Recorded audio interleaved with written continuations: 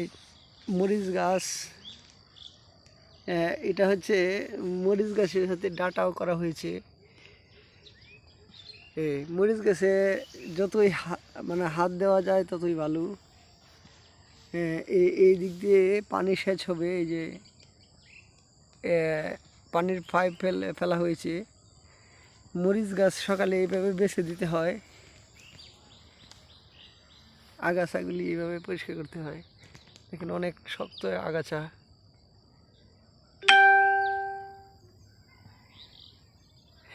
তাহলে কেমন আছেন? আলহামদুলিল্লাহ, আল্লাহ ভালোই রাখছে। আলহামদুলিল্লাহ, আল্লাহ ভালো রাখছি। তো আপনার এই জমিতে মরিচ এর পাশাপাশি আর কি কি করবেন? এই মরিচের পাশাপাশি আলু আছে, আচ্ছা আচ্ছা। রসুন আছে, হ্যাঁ, এই ডাঁটা আছে কিছু। টাটা, হ্যাঁ, আচ্ছা আচ্ছা। হ্যাঁ, মরিচের পাশে তো এইগুলোই করা যায়, আর কিছু করা যায়। হ্যাঁ, তো আপনার এই যে মরিচের দাম তো ভালো থাকে, 400-500 টাকা কেজি থাকে। তা আপনার পুরা খেতে মরিচ করে দিলে ভালো হইতো না?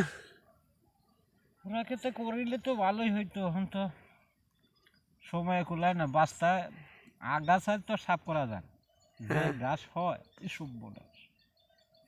আচ্ছা আচ্ছা। ঘাসগুলি তো সকালে বেছে দিতে হয়, তাছাড়া এখন একটা পানি সেচ প্রয়োজন। অবশ্যই দরকার, জরুরি। পানি শেষ, গাছটা বাঁচছে পরে দেওয়ার গাছ তো চিন্তা ভাবনা করতেছি। পরেও বাঁচা যাবে, আপাতত মানে পানি দেওয়া দরকার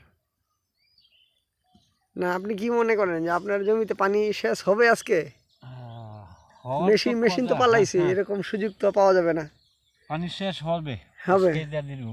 গাছে বসে দিয়ে দিব। হ্যাঁ হ্যাঁ, সেটাই। আচ্ছা আচ্ছা, তো ভালো থাকবেন। আলহামদুলিল্লাহ।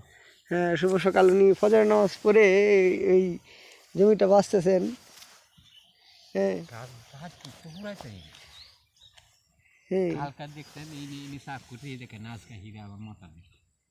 কালকে উনি এটা পরিষ্কার করছিল, আবার উনি ঘাসগুলি মাথা দিয়ে দিছে। এই যে ঘাস,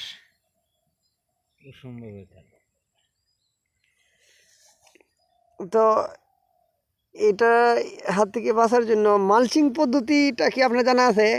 মালচিংয়ে যে মরিচ করা হয়, যে আগাছা হইতে পারে না, তাহলে জানা নাই। জানা নাই। আচ্ছা আচ্ছা, মালচিং পদ্ধতিতে বেড আকারে করে সিঙ্গেল বেডে এটা করা যায়। তো অনেক সহজেই মরিচ চাষ করা যায়। এটা প্রতিদিন আর শ্রমিক, এটা পদ্ধতি হলে ভালো হয়। হ্যাঁ হ্যাঁ, সেটাই।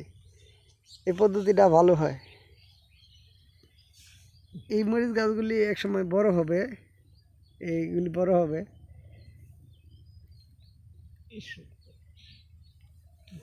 যা মশলা হিসেবে মানে অদ্বিতীয় কোনো জিনিস নাই, মানে দ্বিতীয় কোনো মশলা নাই যে মরিচের পরিপূরক। হ্যাঁ, ধন্যবাদ। মরিচ অবশ্যই খাবারে মরিচ লাগে। তা আমাদের দেশের চাহিদা মিটিয়ে অন্য দেশে রপ্তানি করা যায় না, যেহেতু আমাদের জনসংখ্যা বেশি। হ্যাঁ, ভালো থাকবেন। আসসালামু আলাইকুম।